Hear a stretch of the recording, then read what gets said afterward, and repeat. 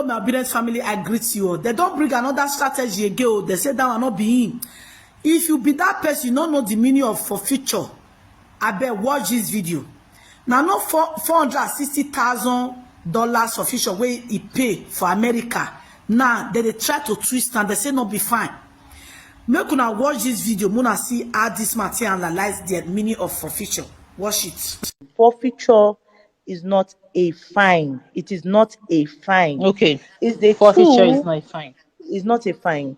It's a tool to deprive the criminal from enjoying the benefits of his criminal activities. It's to deprive him, to stop him from enjoying his illegal acquired wealth. Thank you. Okay. Thank you very much. The EFCC official trying to explain what forfeiture means. In her own understanding, it's a way of stopping a criminal from enjoying the proceeds of his crime. No matter how you explain what forfeiture means, it's still the same thing. It's a fine, as described already by our own Supreme Court and the United States Supreme Court. Even the literal meaning of forfeiture, it still means losing something as a form of punishment or penalty. So what it means is that the meaning of forfeiture is universally accepted. We accept the meaning in Nigeria, security agencies accept the meaning, even in the United States, everywhere. So no one can come and tell us, no, it means a different thing, or that the Constitution says it says that there's a time limit, that it didn't happen.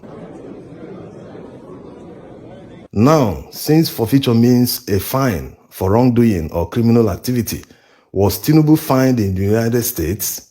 Yes, he was fined. He's not in contention. In fact, his lawyers accepted in court that he was fined.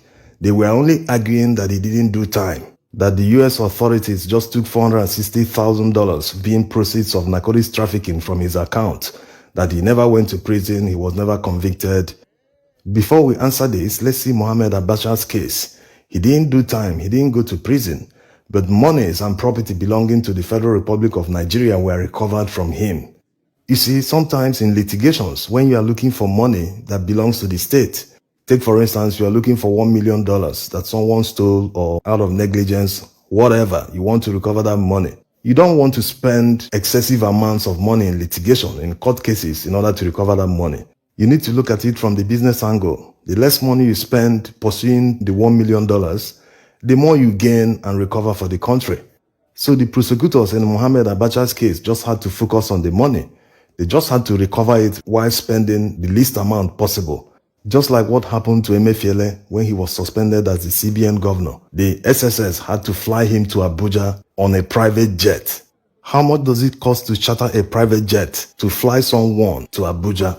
Let's even assume they were so much in a hurry to move him to Abuja. At the end of the day, they didn't even charge him the next day or in 2 days. It took them 6 weeks after many court orders and uproar from people. What about what they eventually charged him for? They didn't charge him for anything they were accusing him of doing all the time, even when Buhari was still there. They once accused him of sponsoring IPOB and all sorts of things. At the end of the day, look at what they charged him for. That he owns a gun without a license. Laughable. Even at that, the court still gave him bail of 20 million naira. But instead of allowing due process and obeying the court order, they still took him with them. And they now went back to court to apply for 14 days more to detain him. The court rightly refused. You have detained someone for 6 weeks. It's not enough. You couldn't do any investigation even before arresting the person. While in detention for 6 weeks, you couldn't do any investigation to charge him.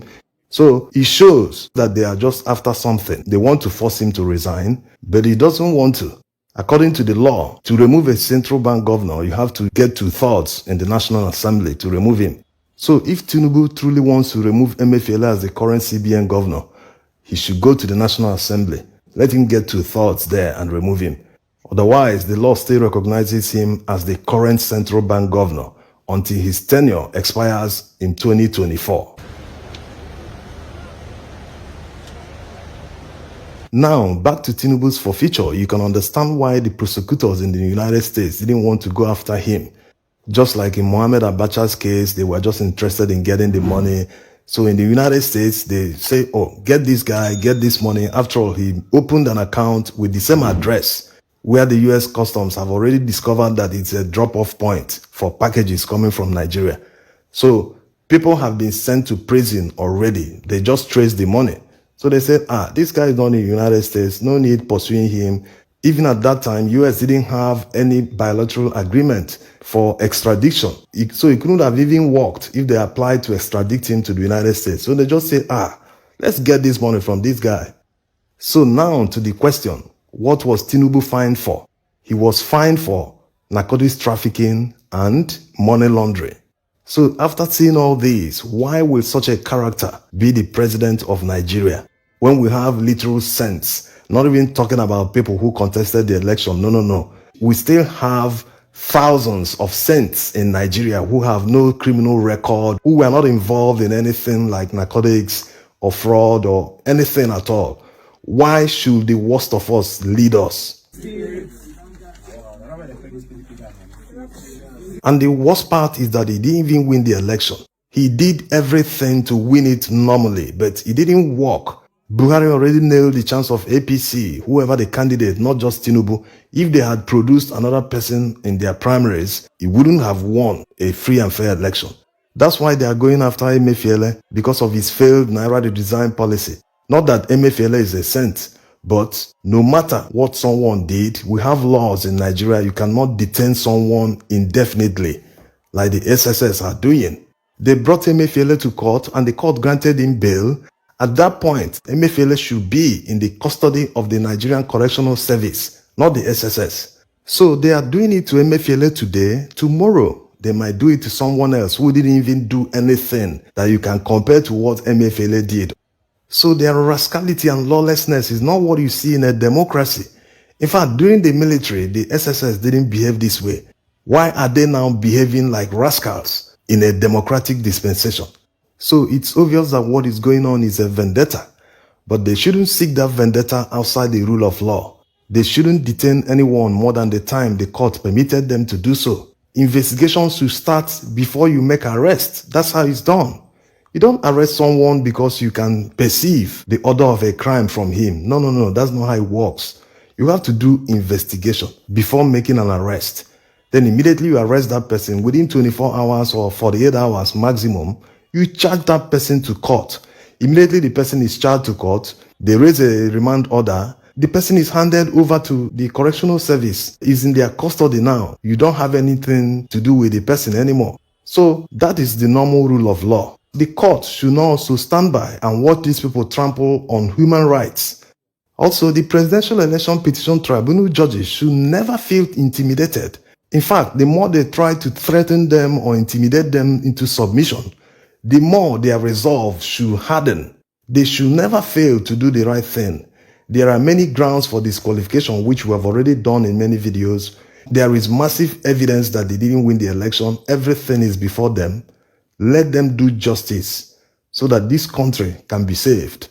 At this stage of our development in Nigeria, we should no longer be doing trial and error. How can they remove fuel subsidy without any form of impact assessment on the economy? Who does that?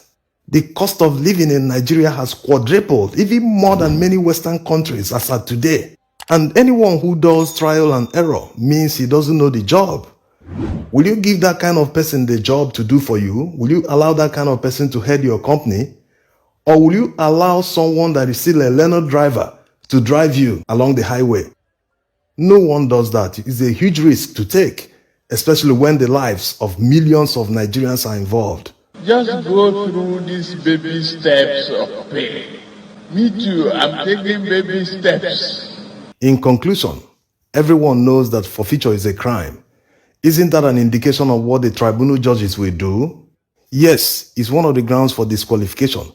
And that judgment day should not be more than 2 weeks from now. And don't forget that tomorrow the respondents will file in their final addresses. And starting from the same tomorrow, we'll start bringing you their summaries running into the weekend. Thanks for watching.